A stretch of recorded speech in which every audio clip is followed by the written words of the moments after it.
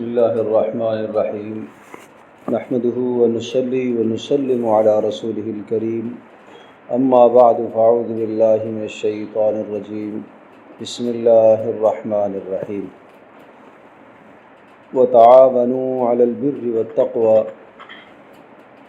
ولا تعاونوا علی الاثم والعدوان واتقوا اللہ ان اللہ شدید العقاب صدق اللہ مولانا العظیم رب اشرح لی صدری ویسر لی امری واحلل عقدۃ من لسانی یفقهوا قولی اللہم صل علی محمد وعلی آل محمد کما صلیت علی ابراہیم وعلی آل ابراہیم انک حمید مجید اللہم بارک علی محمد وعلی آل محمد کما بارکت علی ابراہیم وعلی آل ابراہیم انک حمید مجید۔ گزشتہ 3 ہفتوں سے ہمارا جو موضوع چل رہا ہے وہ ہے گھریلو زندگی کو خوشگوار اور پرسکون کیسے بنایا جائے۔ اس موضوع پر گزشتہ 3 نشستیں ہو چکی ہیں اور آج چوتھی نشست میں چند گزارشات اسی موضوع سے متعلق عرض کرنی ہیں۔ اللہ تبارک تعالی نے سورۃ المائدہ کی اس آیت بینہ کے ایک حصے میں معاشرتی زندگی کا ایک خوبصورت اصول ذکر فرمایا، اور یہ اصول معاشرتی زندگی کا ایک اہم اصول ہے، اور اسی معاشرے کے اندر گھریلو زندگی بھی آتی ہے۔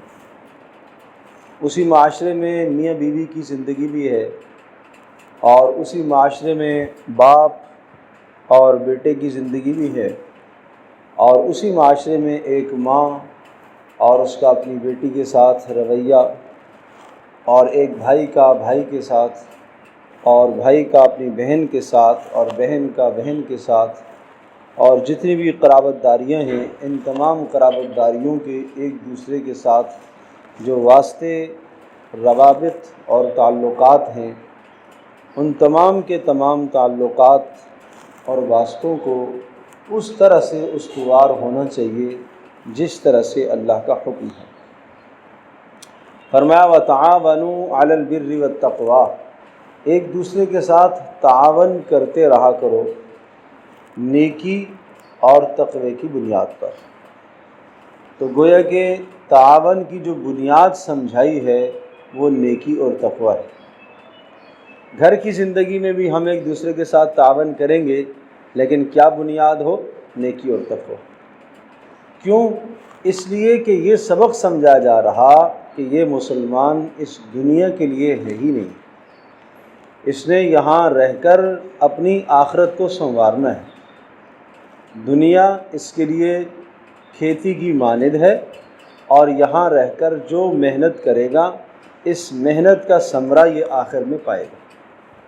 یہاں یہ جو بیج زمین کے اندر ڈالے گا اس کا ثمرہ اس کو آخرت میں ملنا ہے۔ یہاں یہ اپنی گھر والی کے ساتھ جو رویہ اختیار کرے گا اس کا ثمرہ اس کو آخرت میں ملے گا۔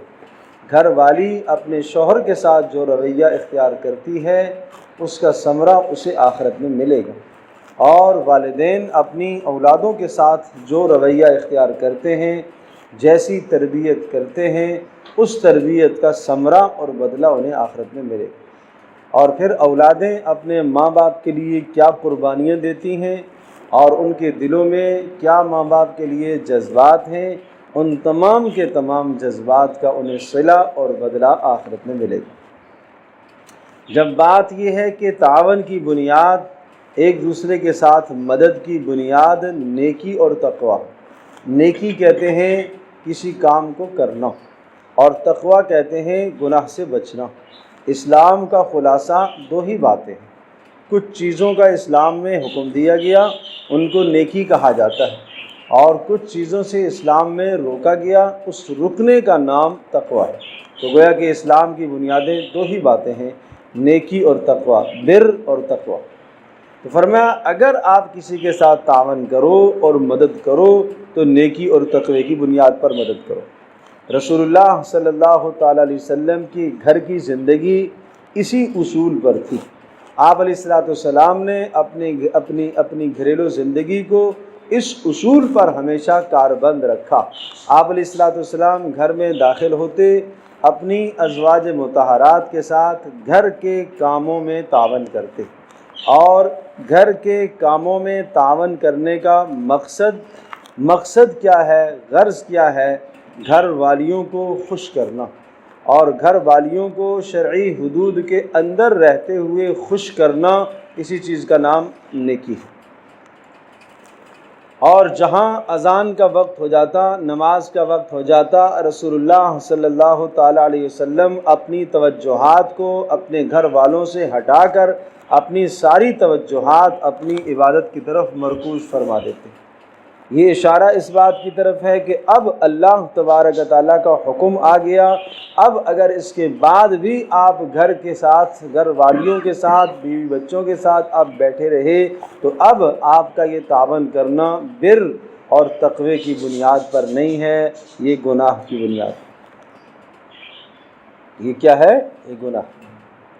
کبھی بھی مت سوچئے گا کہ آپ اپنی بیوی کے ساتھ، آپ اپنے بچے کے ساتھ، آپ اپنی بہن اور بھائی اور اپنے گھر والوں کے ساتھ اچھا سلوک، اچھے سے اچھا، بہتر سے بہتر سلوک کریں، لیکن اس سلوک کے کرنے میں اللہ اور اس کے رسول کی نافرمانی ہو، کبھی بھی گھر نہیں سدھرے گا، کبھی بھی اس گھرانے میں محبت نہیں آ سکے گی، کبھی بھی نہیں آ سکے گی۔ کیوں نہیں آ سکے گی؟ اس لیے کہ دل تو اللہ کے قبضے میں ہے۔ جس اللہ کی نافرمانی کر کے، جس اللہ کا حکم توڑ کر آپ نے اپنے گھر کا نظام بہتر کرنے کی کوشش کی ہے، اور گھر والی کے دل میں، اولادوں کے دل میں، بہن بھائیوں کے دل میں اپنی محبت کو بٹھانے کی کوشش کی ہے، اللہ تبارک و تعالیٰ ان دلوں کے اندر محبت نہیں ڈالے گا۔ اس لیے تعاون ہو شرعی حدود کے اندر رہتے ہوئے۔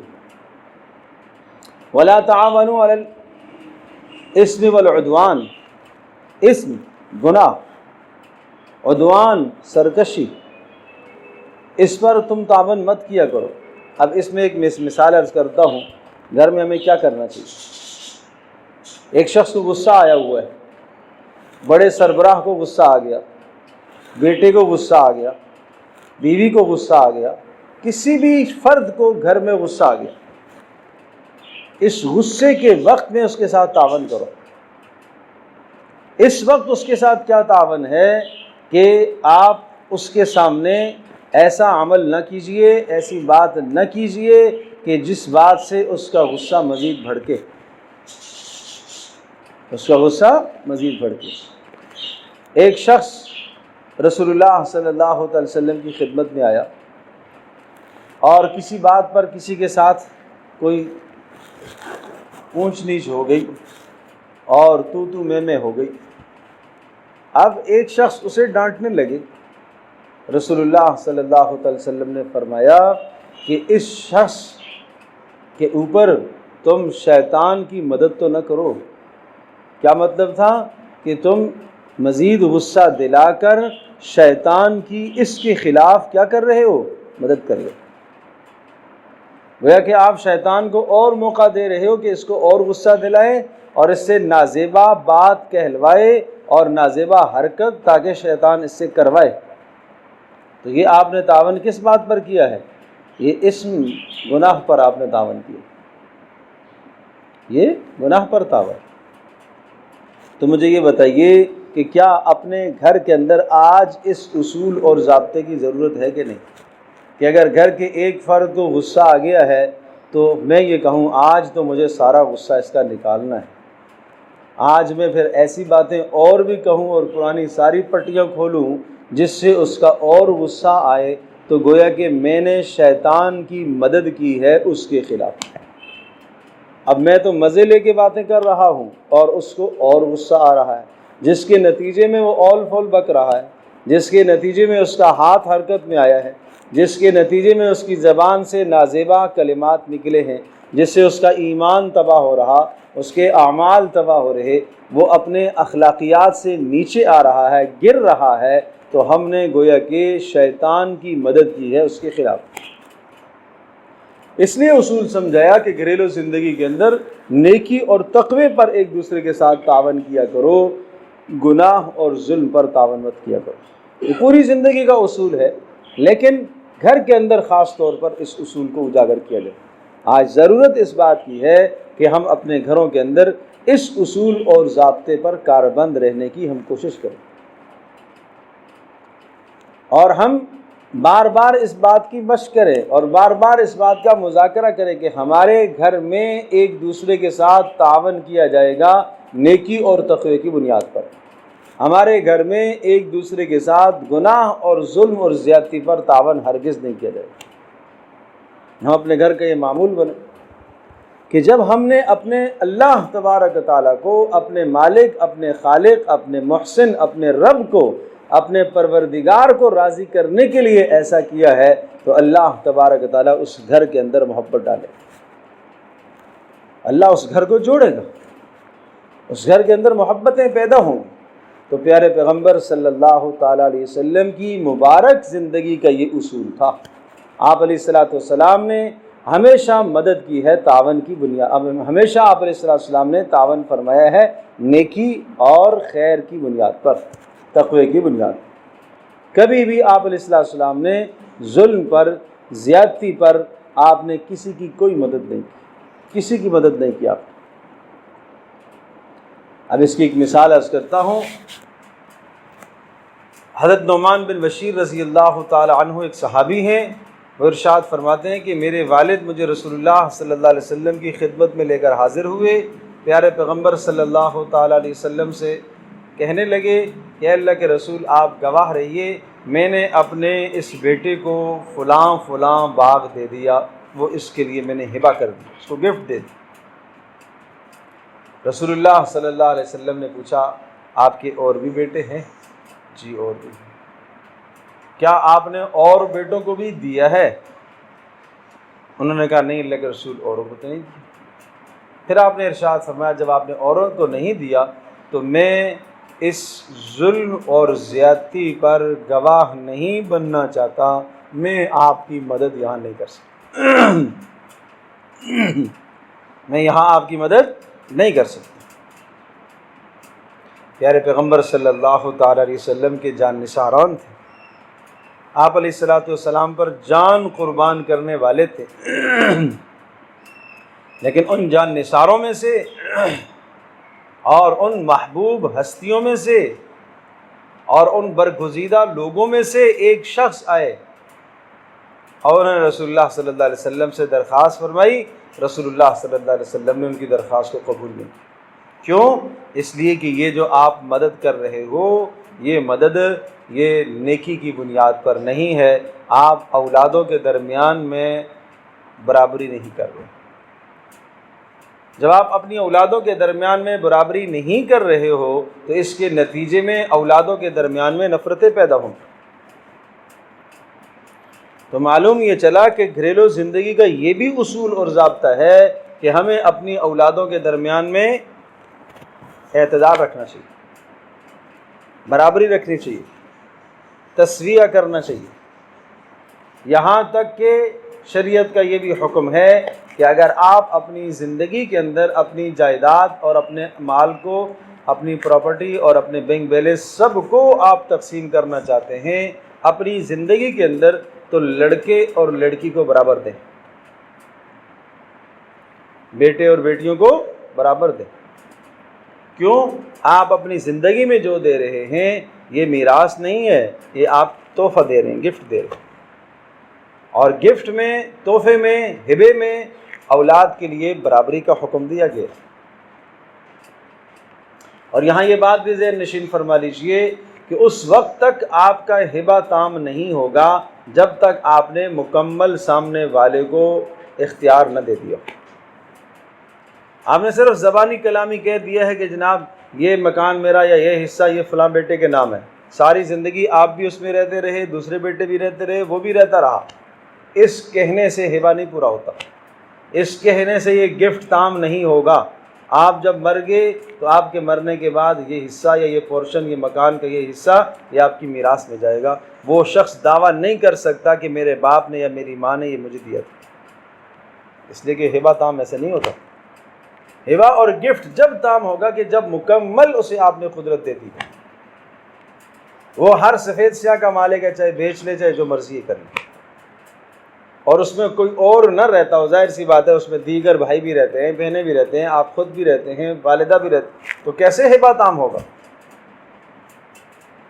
تو بہرحال یہ تو ایک اضافی میں نے بات عرض کر دی ہے، اور یہ مسائل بھی ہمیں سیکھنے چاہیے۔ ہم اس معاملے میں آزاد نہیں ہے کہ جس طرح سے چاہیں ہم تصرف کر لیں، جیسے چاہیں ہم اپنی مرضی کے مطابق، ہم نے لکھ بھی دیا، ہم نے بات بھی کہہ دی، بول بھی دیا، سب کچھ کر دیا، لیکن موت کے بعد وہ نافذ نہیں ہوگا آپ کا ہبہ، بلکہ اس مال کو، اس پراپرٹی کو آپ کی جائیداد میں لایا جائے گا اور میراث تقسیم ہوگی۔ تو بہرحال یہ عرض کر رہا تھا کہ اولادوں کے درمیان میں تسویہ کرنا، برابری کرنا، یہ بھی ایک اصول ہے گھریلو زندگی کو سنوارنے کا۔ بیٹے اور بیٹیوں کے درمیان میں تسویہ، برابری رکھنا، برابری رکھنا۔ ولیدہ بات ہے کہ کسی کے کمال کی وجہ سے، کسی کی خدمت کی وجہ سے اس کی طرف میلان زیادہ ہونے لگتا ہے، وہ ایک علیحدہ بات ہے، لیکن عطایا اور دینے کے اندر آپ برابری کا، آپ کو برابری کا مکلف بنایا گیا، آپ برابری کریں۔ بچوں اور بچیوں کے درمیان میں زندگی میں آپ برابری کرنے کی کوشش فرمائیں، ہر چیز میں آپ برابری رکھیں۔ ہاں، مرنے کے بعد جو مال تقسیم ہوتا ہے وہ میراث ہے، وہ میراث ہے، پھر اس میراث کے اندر جو ہے وہ بیٹے کو 2 حصے اور بیٹی کا 1 حصہ ملتا ہے، وہ میراث علیحدہ چیز ہے۔ تو یہاں پر رسول اللہ صلی اللہ تعالیٰ علیہ وسلم نے اس شخص کی سفارش نہیں فرمائی جس نے صرف اپنے ایک بیٹے کو دیا، باقیوں کو نہیں دیا۔ رسول اللہ صلی اللہ علیہ وسلم اس معاملے پر گواہ نہیں بنے۔ تو پتہ یہ چلا کہ اگر کوئی شخص ظلم اور زیادتی کے ساتھ کوئی کام کر رہا تو ہمیں اس پر تعاون کرنے کی اجازت نہیں۔ یہ رسول اللہ صلی اللہ علیہ وسلم کی زندگی۔ تو گھریلو زندگی کے 2 اصول میں نے اس وقت بتائے۔ ایک تو باہمی ہمیں ایک دوسرے کے ساتھ تعاون کرنا چاہیے، اور ہمارے تعاون کی بنیاد نیکی اور تقوی ہو، ہمارے تعاون کی بنیاد گناہ اور نافرمانی نہ ہو۔ دوسرا اصول میں نے گھریلو زندگی کو سنوارنے اور بہتر سے بہتر بنانے کا یہ عرض کیا کہ اولادوں کے درمیان میں تسویہ کیا جائے، برابری رکھی جائے، اولادوں کے درمیان میں برابری رکھا کریں، فرق نہ کریں۔ ایک بچے کی قابلیت زیادہ ہے، ایک بچے کی صلاحیت زیادہ ہے، اور وہ آپ کو زیادہ اچھا لگتا ہے تو آپ عطایا اور دینے میں اس کو آگے رکھتے ہیں، دوسرے کو نظر انداز کرتے ہیں، اس سے آپس میں حسد پیدا ہو، اس سے آپس میں حسد پیدا ہو۔ اور یہ اتنی بد اور بدترین چیز ہے کہ بھائیوں میں حسد آتا ہے۔ میں تو یہاں تک کہوں گا اللہ تبارک و تعالیٰ سب کی اولادوں کو نیک صالح بنائے۔ ایک بیٹے کی صلاحیت کا تذکرہ دوسرے کے سامنے بھی نہ کیا جائے۔ ایک تو وہ صلاحیت ہے جو سب کے سامنے ہے، لیکن کوئی خفیہ چھپی ہوئی صلاحیتیں ہیں۔ ماں کو، باپ کو یہ چاہیے کہ خیال رکھے اس چیز کا کہ کہیں دوسرے کے دل میں حسد نہ پیدا ہو، اور وہ یہ نہ کہے کہ میری ماں اسے زیادہ چاہتی ہے، وہ جتنا نہیں چاہتی۔ یہ عین وہ بات کہہ رہا ہوں جو حضرت یعقوب علیہ السلام نے جس پر کس طرح سے عمل کیا۔ 12 بیٹے ہیں، اور یوسف علیہ السلام کی غیر معمولی صلاحیت بچپن سے نظر آ رہی ہے کہ بہت بڑی شان ہوگی اور بہت بڑی صلاحیت کے مالک ہوگی، اور وہ خواب سے محسوس کر لیا تھا کہ بہت بڑی ان کی صلاحیت ہوگی اور بہت بڑی ان کی شان ہوگی۔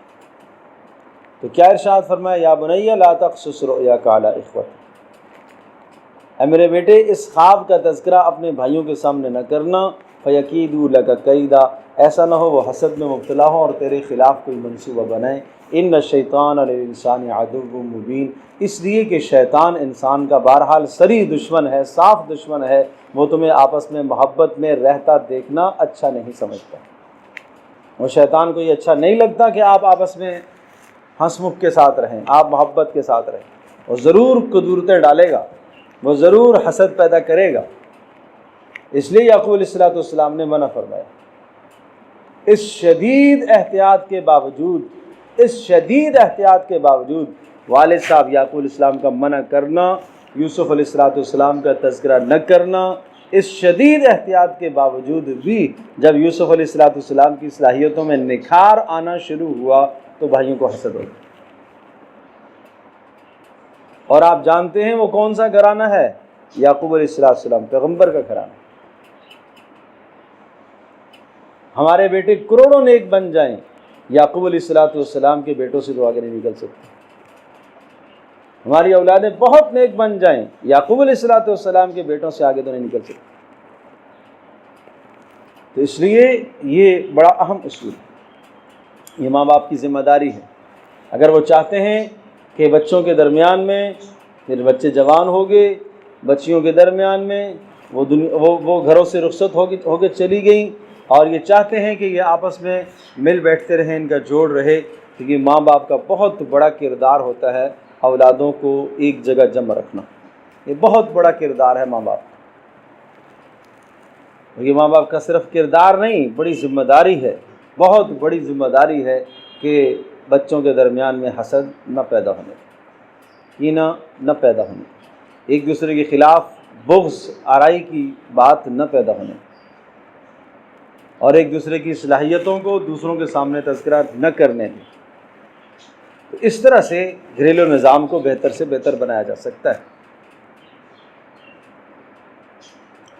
اسی طرح سے تیسری بات جو آج مجھے کہنی ہے وہ یہ عرض کرنی ہے کہ گھریلو زندگی کے اندر یہ بات بھی بڑی اہمیت کی حامل ہے کہ گھر کی زندگی کے اندر کسی کی اچھائی کو اچھا کہا جائے، کسی کی اچھائی کو اچھا کہا جائے۔ بیوی نے اچھا کام کیا، سراہا جائے، اچھا کھانا پکایا، سراہا جائے۔ یہ پیارے پیغمبر صلی اللہ علیہ وسلم کی سنت بتا رہا ہے۔ روز مرہ کا کھانا بنتا ہے، روزانہ بنتا ہے، روزانہ وہ آئٹم بنتا ہے اور بہت اچھا بنتا ہے، روزانہ کوئی جملہ بولا جائے، بہت شاندار بنا ہے، بہت اچھا بنا ہے، بہت خوب بنا ہے۔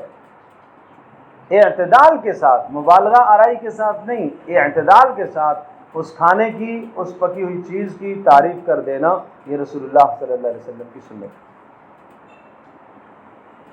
خاتون خانہ، خاتون ہے گھر کی، بیٹی ہے، بیوی ہے، کوئی بھی ہے، 1 گھنٹہ 2 گھنٹے وہ کچن میں آگ کے سامنے کھڑی رہی اور مشقت اس نے برداشت کی، اس نے اپنا پسینہ بہایا، اور وہ یہ جملہ سننا چاہتی ہے کہ میری محنت میرے شوہر کو پسند آئی کہ نہیں، میری محنت میری ماں اور میرے باپ کو پسند آئی کہ نہیں، میری محنت میرے بھائی کو پسند آئی کہ نہیں، وہ یہ جملہ سننا چاہتی ہے۔ اس کی فطرت میں یہ بات شامل ہے کہ وہ اپنی مدح اور اپنی تعریف کا کلمہ سنے، یہ اس کی فطرت،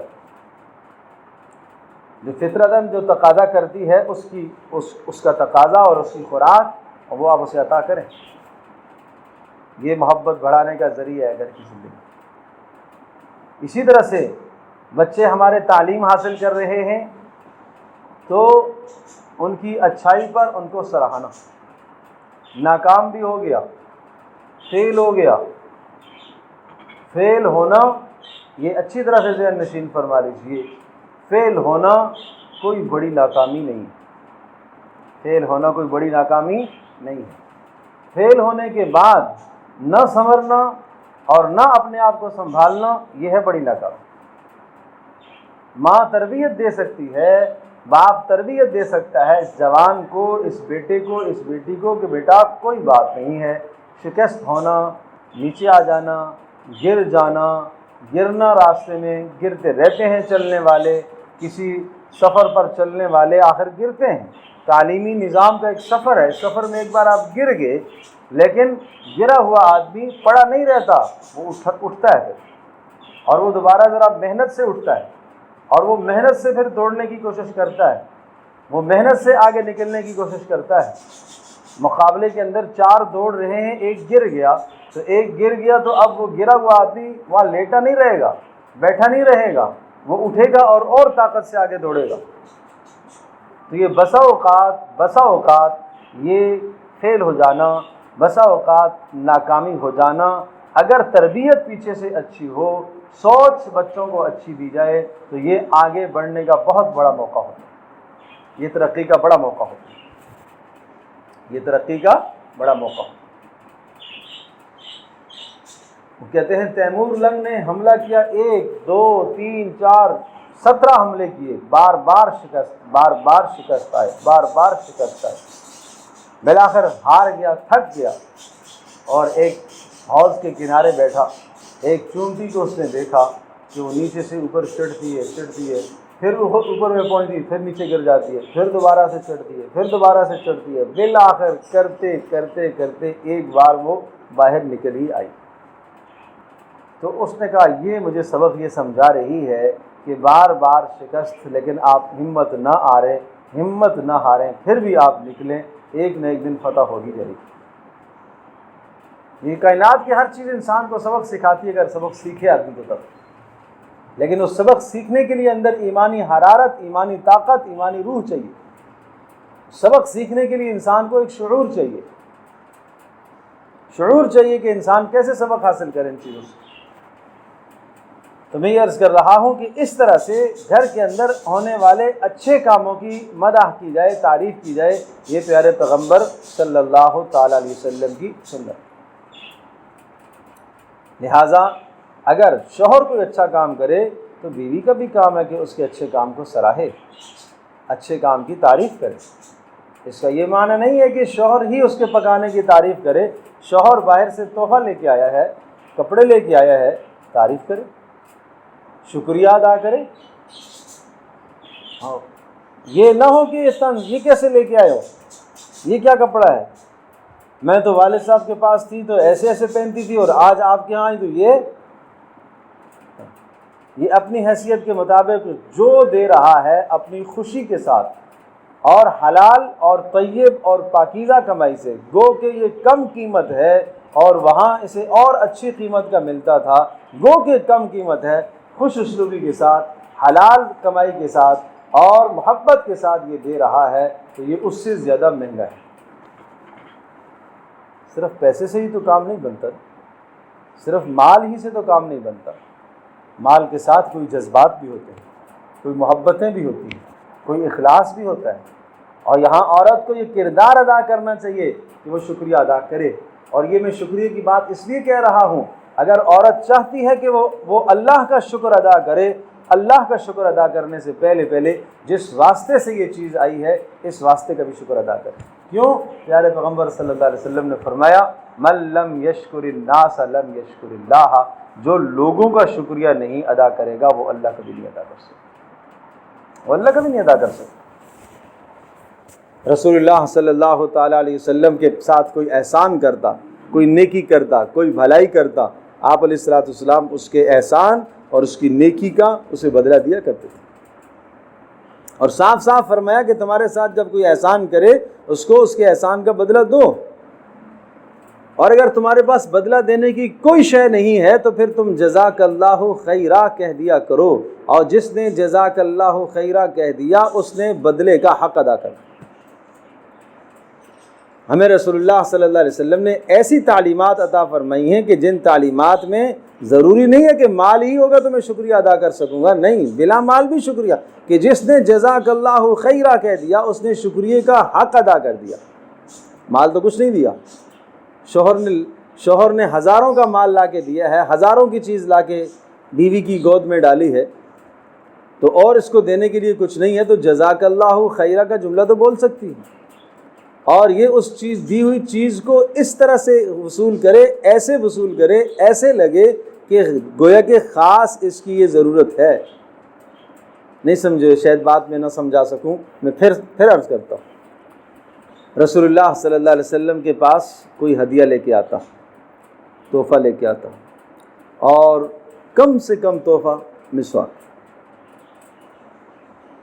یہ بھی ہدیے میں دی جاتی تھی، آج اس کا رواج ہی نہیں۔ تو پیارے پیغمبر صلی اللہ تعالیٰ علیہ وسلم اگلے آدمی کے ہدیے کو، تحفے کو اس طرح سے قبول فرماتے تھے، ایسے قبول فرماتے تھے گویا کہ رسول اللہ صلی اللہ علیہ وسلم کے پاس یہ چیز ہے ہی نہیں ہے، آپ علیہ السلام کی اتنی شدید مجبوری تھی، اس چیز کی طرف آپ محتاج تھے، ایسے آپ اظہار کرتے تھے، ایسے آپ اظہار فرماتے تھے۔ اللہ اکبر۔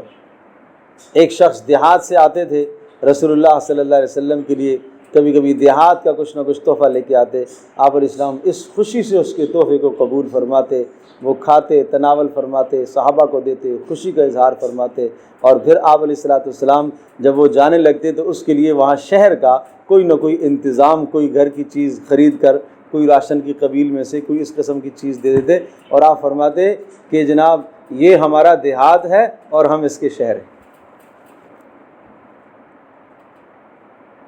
یہ آدمی ہمارا دیہات ہے اور ہم اس کے شہر۔ یہ خوش طبعی کی بات بھی کر دیتے۔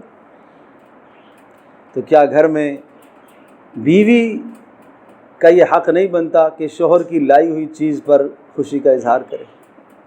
بیٹی کا یہ حق نہیں ہے کہ باپ کی لائی ہوئی چیز پر خوشی کا اظہار اور محبت کا اظہار کرے؟ بہن کا یہ حق نہیں ہے کہ بھائی کوئی چیز لے کے آیا ہے محبت کا اظہار کرے؟ منہ چڑھا کر اس کو وصول کرے گی تو یہ کیا، اس کے دل میں کیا گزرے گی؟ بے رغبتی سے اس کو وصول کرے گی تو اس کی کیا گزرے گی؟ وہ تو اس کے چہرے کو پڑھ رہا ہے، شوہر بیوی کے چہرے کو پڑھ رہا ہے کہ کس طرح سے وصول کر رہی ہے، باپ بیٹی کے چہرے کو پڑھ رہا ہے، بھائی اپنے بہن کے چہرے کو پڑھ رہا ہے کہ یہ کیسے مجھ سے وصول کر رہی ہے۔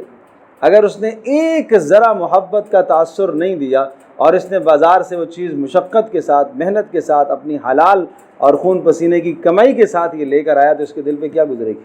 اب اس گھر کے اندر آدمی کہے کہ سکون پیدا ہو، اس گھر کے اندر آدمی یہ سمجھے کہ محبتیں پیدا ہوگی، محبتوں کے اسباب ہی نہیں ہیں وہاں تو اس لیے یہ رسول اللہ صلی اللہ تعالیٰ علیہ وسلم کی سنت ہے، اس کا بھی خیال رکھیں۔ ایک عرض کیا کہ باہمی ایک دوسرے کے ساتھ تعاون نیکی اور تقوی کی بنیاد پر۔ دوسری بات میں نے عرض کی کہ اولادوں کے درمیان میں تسویہ اور برابری کا خیال رکھا جائے۔ تیسری بات میں نے عرض کی کہ گھر کی زندگی میں اچھے کاموں پر سراہا جائے اور تعریف کی جائے۔ چوتھی اور آخری بات آج کی نشست کی کہ گھر کے اندر جو سربراہ ہے، ان تمام باتوں کے باوجود گھر میں بیوی کے ساتھ کام کاج میں ہاتھ بھی بٹا رہا ہے، اور یہاں تک بھی ہے کہ جناب اگر بیوی کسی کام میں مشغول ہے اور وہ مشقت والا ہے تو اس سے کہہ دے کہ جناب تم ہٹ جاؤ میں کرتا ہوں، آپ بیٹھ جاؤ میں کرتا ہوں، اس کو آرام سے بٹھا دیا، خود کام لے لیا۔ یہ سب باتیں ہونے کے باوجود گھر میں داخل ہوتے وقت سلام کرے، یہ بھی ہے، اسی طرح سے عزت سے پیش آئے، ان سب باتوں کے باوجود مرد کو حکم ہے کہ وہ گھر میں حاکم بن کر رہے، وہ محکوم نہیں۔ یہ خواتین میری بات اچھی طرح سے نوٹ کر لیں، مرد حاکم ہے، مرد محکوم نہیں، مرد حاکم۔ گھر کا اختیار، گھر کی طاقت، گھر کی پاور، گھر کی حکمرانی کی مکمل کنٹرول مرد کے پاس، مرد کے پاس۔ جہاں آرام میں ٹکراؤ آ جائے، میاں بیوی کی آرام میں ٹکراؤ اور تعارض آ جائے تو وہاں جو میاں کا فیصلہ ہے اس کو ترجیح دے دے، اور نظر آ رہا ہے کہ ہاں ٹھیک ہے، ہو سکتا ہے کہ اس کے فیصلے میں نقصان ہو، شوہر کا جو فیصلہ ہے سربراہ کا، اس فیصلے میں نقصان ہو، اور یہ سمجھ رہی ہے کہ ہاں یہ نقصان ہے، لیکن اسے نقصان نظر نہیں آ رہا، ایک بار سمجھائے، دو بار کہے، پیار محبت سے اس بات کو منوا لے، پیار سے بات کو منوا لے، بیٹی اپنے باپ سے منوا لے، بیوی شوہر سے پیار محبت سے منوا لے، تعارض اور ٹکراؤ کی کیفیت نہ پیدا ہونے کی۔ لیکن پھر بھی اگر وہ نہیں مان رہا تو پھر یہ سمجھے کہ اے اللہ تو نے اس کو حاکم بنایا ہے گھر کا، اے اللہ تو کہ اختیار اور اقتدار اس کا گھر میں چلے گا، اے اللہ اب اس کام میں تو خیر ڈال دے، مجھے تو اس میں بہتری نظر نہیں آ رہی لیکن فیصلہ میرے گھر کے سربراہ کا ہے، اے اللہ تو اس کام میں خیر ڈال دے۔ اللہ کے لیے کیا مشکل ہے؟ آپ نے اللہ کے لیے اپنے آپ کو نیچے کر لیا، خاتون خانہ نے اپنے آپ کو اللہ کی رضا کے لیے، گھر کا جھگڑا اور لڑائی ختم کرنے کے لیے، تاکہ گھر میں کوئی جھگڑا نہ پیدا ہو، اپنے آپ کو نیچے کر لیتی ہے اور اللہ سے مانگتی ہے اس گھر کے اندر اللہ پاک رحمتیں اور برکتیں نازل کرے، وہاں خیر نازل۔ الرجال قوامون علی النساء، مرد کو اللہ پاک نے گھر کا حکمران بنایا ہے اور اس کو حکمران رہنے دیا جائے، اسی میں گھر کی بھلائی ہے۔ اور جب عورت گھر کی حکمران بن جاتی ہے، رسول اللہ صلی اللہ تعالیٰ علیہ وسلم نے فرمایا وہ وقت جب تمہارے ارباب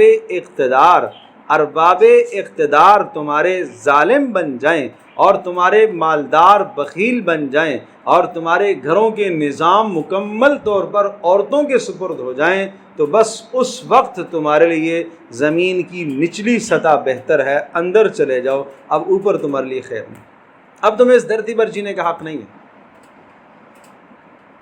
لیکن جب تمہارے ارباب اقتدار منصف مزاج ہوں، مالدار، خرچ کرنے کا جذبہ رکھتے ہوں اور تمہارے گھریلو معاملات مشاورت سے طے ہوتے ہوں، تو اب اس زمین کی پیٹھ کے اوپر تمہارے لیے خیر، اب خیر ہے، اب یہ زمین میں خیریں ہیں۔ لیکن جس دن یہ چیزیں ختم ہو گئیں، اب فرمایا کہ فَبَطْنُ الْأَرْضِ، اب زمین کا پیٹ تمہارے لیے اوپر سے زیادہ بہتر ہے، یعنی مطلب ہے کہ اس وقت مر جانا ہی زیادہ اچھا تھا۔ تو اس بات کو سمجھنے کی ضرورت ہے، کبھی بھی گھر کے اندر اصرار نہ کیا جائے۔ خواتین اگر اس معاملے میں اصرار کرتی ہیں، اپنے شوہر سے، سربراہ سے اصرار کرتی ہیں، بیٹیاں اپنے باپ سے اصرار کرتی ہیں، تو اور بات تنگی کی تک پہنچ جاتی ہے، اختلاف تک پہنچ جاتی ہے، تو اس گھر کے اندر سکون نہیں آ سکتا۔ اللہ تبارک و تعالی ہم سب کے لیے سمجھنا، عمل کرنا آسان فرمائے۔ الحمدللہ رب العالمین، والصلاة والسلام علی سید الانبیاء والمرسلین وعلی آلہ وصحبہ اجمعین۔ اللہم انا نسألک الہدی والتقی والعفو والغنی، اللہم انا نعوذ بک من الفتن ما ظہر منہا وبطن۔ یا ارحم الراحمین، اے اللہ ہماری اس مجلس کو قبول فرما، اے اللہ ہماری اس نشست کو اپنی بارگاہ میں قبول فرما، اے اللہ ہم سب کے گناہوں کو معاف فرما، اے اللہ ہم سب کے گھروں کے اندر سکون پیدا فرما، اے اللہ ہم سب کے گھروں کے اندر سکون پیدا فرما، اے اللہ ہم سب کو اپنے ماتحتوں کی ٹھیک تربیت کرنے کی توفیق نصیب فرما۔ اے اللہ تیرے نبی پاک صلی اللہ علیہ وسلم کے بتلائے ہوئے اصولوں کے مطابق ہمیں گھریلو زندگی گزارنے کی توفیق نصیب فرما۔ اے اللہ ہماری اس نشست کو قبول فرما، ماؤں بہنوں کا آنا، بزرگوں کا آنا قبول فرما، اے اللہ سب کو اپنی شان کے مطابق اجر عطا فرما۔ وصلی اللہ تعالی علی خیر خلق محمد وسلم۔